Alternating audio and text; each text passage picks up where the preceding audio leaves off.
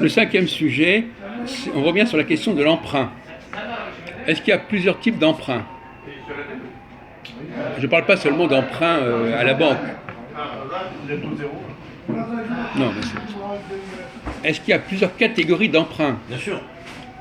Ah bon, bien sûr. Oui. Attendez, avant, bon, d'accord, alors c'est quoi les catégories d'emprunts? J'emprunte un livre à une personne que je veux dire, qui va me prêter. Et donc ce livre-là, il va falloir que j'y rende. Oui. Donc c'est une forme d'emprunt. Oui. Et l'autre catégorie, c'est quoi? L'argent. Tu as dit qu'il y avait plusieurs catégories. Alors c'est quoi l'autre catégorie? Bah oui.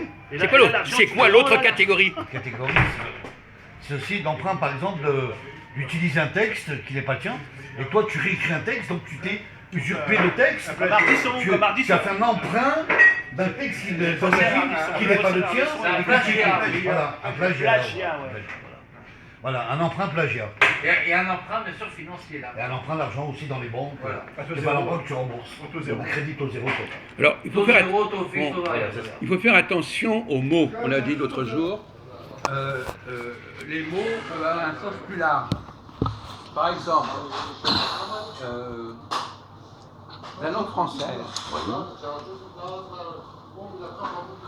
Par exemple, quand vous dépendez de... Par exemple, imaginez par exemple que vous avez reçu des choses de vos parents. Oui. Est-ce que c'est un emprunt? Des choses, j'ai pas dit de l'argent. Non, j'ai bien compris, J'ai dit une éducation, par exemple. Oui. Est-ce que vous recevez une éducation de vos parents? C'est un emprunt.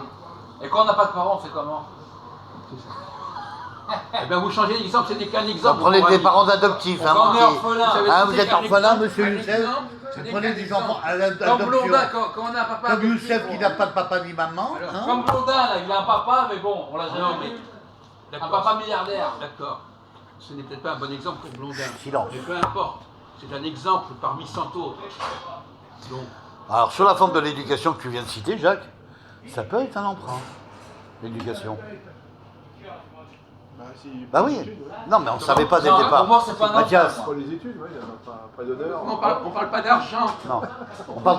On parle de l'éducation, On Mathias. essaie justement de sortir Voilà. d'un schéma complètement figé Voilà, là-dessus. C'est pas un exactement. emprunt pour moi. Donc, C'est pas un c'est emprunt. un legs. Non mais là encore, il ne faut pas être prisonnier du mot. Ça, c'est le petit prolétaire qui est prisonnier du mot. Le mot, c'est ce mot-là, il est dans le dictionnaire comme ça. Le philosophe, il globalise. Voilà. Mais c'est pas un philosophe, Ouais, Youssef. le philosophe C'est un a- prolétaire, Ouais, mais Youssef. il y a Voilà. plus de philosophes aujourd'hui. Non mais essayez Les de philosophes montrer qu'on a un aujourd'hui, peu- c'est BHL et le mot et Finkielkraut. Voilà. Voilà. Non, les philosophes qu'on a, ils sont soi-disant engagés. C'est BHL et consorts. Engagés à quoi? Et par Alors qui? maintenant, Je sais pas. attendez, Grande question, alors ça. maintenant qu'on a un petit peu déblayé le terrain, Et engagé par qui? ça nous a permis d'y voir un peu plus clair. Est-ce qu'il y a plusieurs catégories d'emprunts? Est-ce que c'est Christophe qui a voulu démarrer? Oui, il y a plusieurs catégories d'emprunts. Dans lesquelles? Les emprunts de choses, les emprunts textuels, les emprunts financiers, les emprunts... Et quelle est la différence entre ces emprunts? Et comment faut-il les gérer? Est-ce qu'on doit les gérer différemment, ces emprunts? Non, il faut rembourser. C'est tout. Ah là là. C'est tout.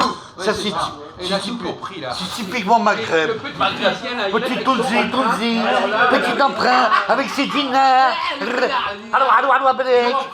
Pour aller au bout des choses, il faut en venir que l'islam et le christianisme non, l'islam et le christianisme doivent Ouais. rendre ce qu'elle a emprunté au judaïsme. Voilà. Ah, Voilà, on sait. Et à Voilà, quoi Jean-Paul, avec voilà. intérêt ou pas?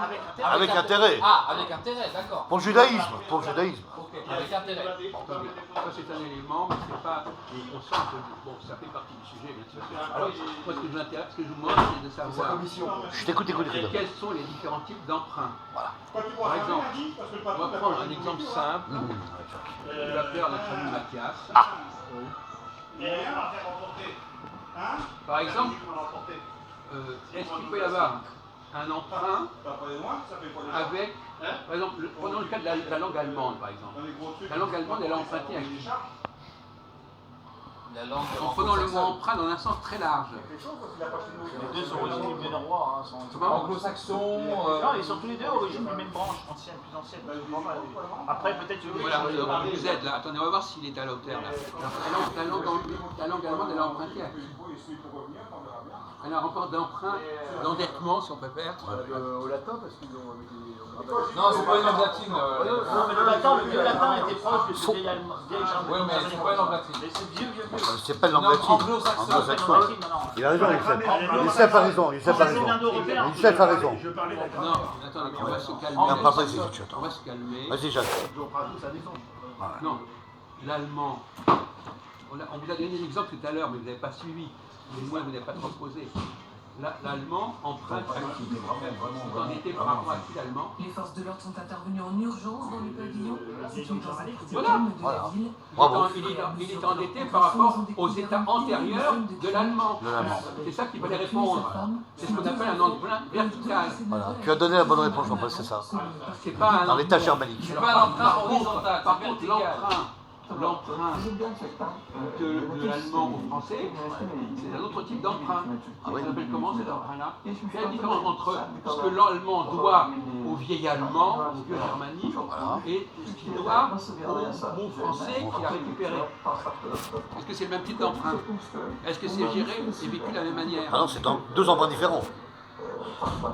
Ils ont évolué différemment. Il n'y a pas beaucoup de mots allemands d'origine française. Oh, écoutez, Moi, j'en vois il pas y a énormément. des centaines de mots français Non, en pas allemand. des Bon, écoute mon vieux, hein, tu vas pas me donner des leçons de linguistique, t'es pas à la hauteur. Attends, je vais prendre un exemple. Quand De Funès dit 1 kilogramme de Kartoffeln, il dit kilogramme, kilo, le mot kilo. Eh bien, prononciation française. Non, D'accord. Et cartophone, c'est quoi cartophone? Enfin, non, mais c'est pas. Quand il y a des Bon, il y a quelques mots, Allemands, évidemment. mais non, il y a au moins un millier de mots. Bon, non, pas un millier. Écoutez, mais qu'est-ce qu'il a? Il est nul, qu'est-ce qu'il sort? Mais vous ridiculisez mon vieux. Filmez ces conneries, c'est intéressant. Filmez les conneries. Kartoffeln, c'est la farine. Cartophone? Non, c'est pas la famille. Non mais écoutez, mais donc, vous n'avez pas donné un bon exemple de toute façon. Vous n'avez pas la peine de vous casser la tête. Il va parler. Comment est-ce que les Pour faire Allemands ça, disaient, pour le faire parler. c'était des occupations, quand ils voulaient contrôler nos papiers, les Allemands, comment ils disaient? Papir, papir, Papir, papir, papir. Les Allemands. Voilà. Max Bien, Papir. Papir, mais comment s'appelait? Ich bin einen Papier. Comment s'appelaient les généraux en allemand, dans l'armée allemande, ça s'appelait comment? Comment? Général. Général. Voilà, c'est ça. Erstmal Général. Bon alors, on va le mettre son nez dans son caca là.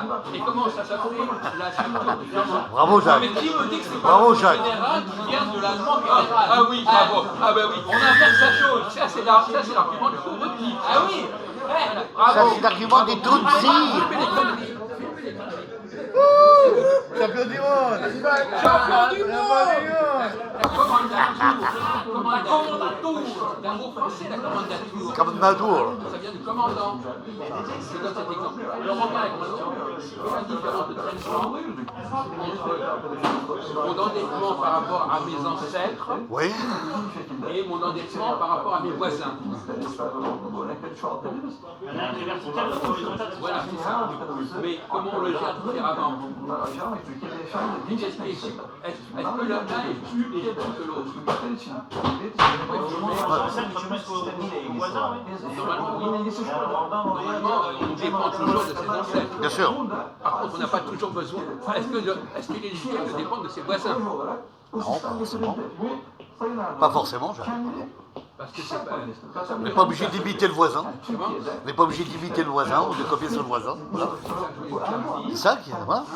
Ah oui. C'est que on n'a pas moralement, on n'a pas toujours le même rapport avec ce qu'on a reçu des ancêtres. Voilà, et de l'enseignement des ancêtres. récupéré des voisins. Des voisins actuels, quoi. Voilà. C'est pas pareil quand même. Vous avez compris là, ça y est. L'argumentation n'est pas la même là. Ouais. Alors, le paradoxe, quel est le paradoxe? C'est ça que je voulais arriver. Quel est le paradoxe? Alors, est-ce que les emprunts qui sont pris à nos ancêtres sont plus faciles, sont plus proches des ancêtres que ceux qu'on a pris aux voisins? Quand vous empruntez aux voisins, est-ce que c'est plus facile à reconnaître que vous avez pris aux voisins que vous avez pris aux ancêtres? C'est aux voisins. Reconnaître aux voisins. C'est plus récent. Non, pas seulement parce que c'est plus récent. Oui. Mais vous me comprenez très avancé. Disons que c'est plus actuel, Jacques. Actuel, c'est d'avoir avoir pris. Non, c'est ça, connaissance de cause. On va prendre le cas de l'anglais. L'anglais. L'anglais, il a une dette par rapport au germanique, aux langues allemandes anciennes, Bien sûr. et une dette par rapport au français. Oui. Alors, est-ce que c'est plus facile d'expliquer? Est-ce que les lettres qu'il a, est-ce que les mots qu'il a empruntés au français sont plus proches du français que les mots qu'il a empruntés au germanique? Ah, l'anglais est plus proche de la langue du français, Jacques. Pour moi. De quoi? Il est plus proche de la langue française, quoi. De quoi? Plus que quoi? Par rapport à la langue germanique. Ah oui? Quand on écoute toutes les phrases qui sont écrites ou les prononciations de la langue anglaise, il y a beaucoup plus d'écriture française quand même, donc des prononciations. Non? Bon, d'accord. Ok, d'accord. Non, c'était juste un point de détail.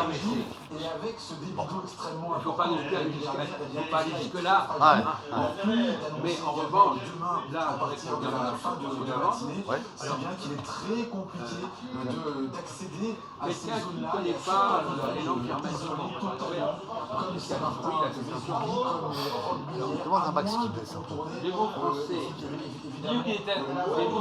en anglais, est-ce qu'ils sont très proches du français ou est-ce qu'ils sont transformés? On n'entend pas. C'est des mots qu'on reprend, mais c'est des faux amis. Des faux amis, il a dit. On parle pas de. À côté, hors sujet, On parlait des mots qui sont faits par les en anglais. Est-ce que ça ressemble ou pas au mot français? Mon français. Ça veut pas dire une chose. On n'a pas, vous a pas demandé si c'était même chose. On vous a demandé si ça ressemblait. Ça s'écrit de la même manière. En revanche, les mots anglais, quand on les compare à des mots par exemple germaniques, même allemands, ça ne ressemble pas forcément autant.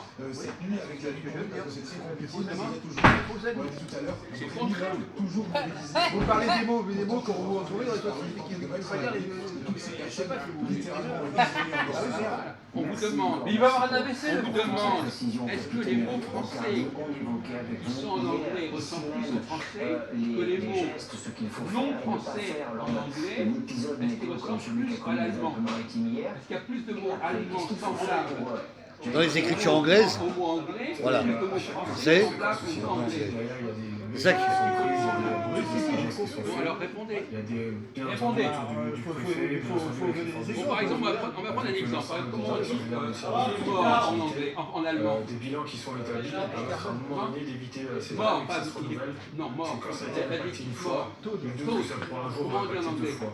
Donc si on prend le Est-ce cadre que dead ressemble à chose? des feux de Non. forêt par exemple, Pas tellement. il a été mis Pas du tout. Par exemple, je dis, des plans il prévisionnels est sur intelligent. le restauration de forêt dans le cadre d'implantation de certains habitats. Bien sûr. Donc là, il n'y a pas de problème. Oui, parce qu'il dit il est intelligent. Donc, Et les Totenkopf, pour toi, c'est quoi? Les Totenkopf, c'est quoi? Tout un coffre. c'est que C'est l'allemand, quoi ou À pas? un moment donné, une réflexion C'est quoi ou pas? Totenkopf, tu sais pas? au seuil de sa Demande. demain, quand il est Voilà, Totenkopf. des solutions vont être apportées. Jacques, ça veut dire quoi tout un coffre? Totenkopf. c'est Ça veut dire les têtes de mort. Les têtes de mort, Totenkopf. Et c'est une brigade SS, une division SS qui s'appelait la division Totenkopf qui s'occupait de la protection des camps.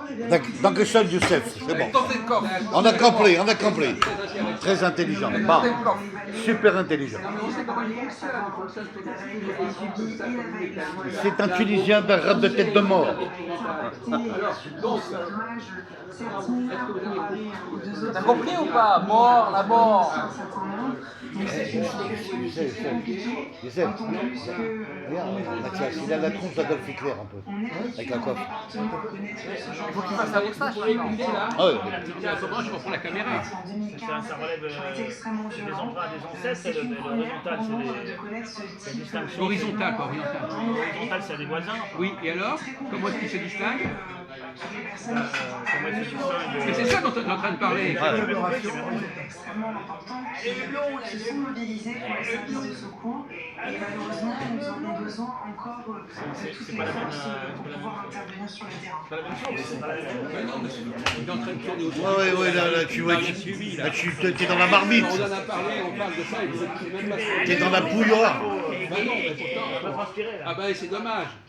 Et écoutez, comme On a donné des exemples très concrets. Est-ce que ça ressemble, est-ce que ça ressemble pas? nous avons encore beaucoup de communication. Le blé. Plus en moins, les voisins se ressemblent moins alors que... Le contraire, c'est le contraire. Quand je prends au voisin, je prends tel quel. C'est quand je récupère des techniciens que c'est au contraire à ce moment-là, ça peut être complètement déformé. Ah oui, vous avez rien compris. Justement, au contraire, quand je prends au voisin, c'est comme vous avez dit, c'est pour imiter le voisin. Mais évidemment. Donc je prends exactement tel quel qu'il m'a pris. J'utilise, j'emprunte. Je reçois l'histoire. Il pique la femme de la Fabriquer mon écriture. C'est comme un mec qui pique la femme de l'écriture. Il rentre Les emprunts contemporains sont beaucoup plus faciles à reconnaître que les emprunts historiques. C'est les clubs échangistes. T'as compris, Jean-Paul? Ah, Bon. Bon, sujet suivant maintenant.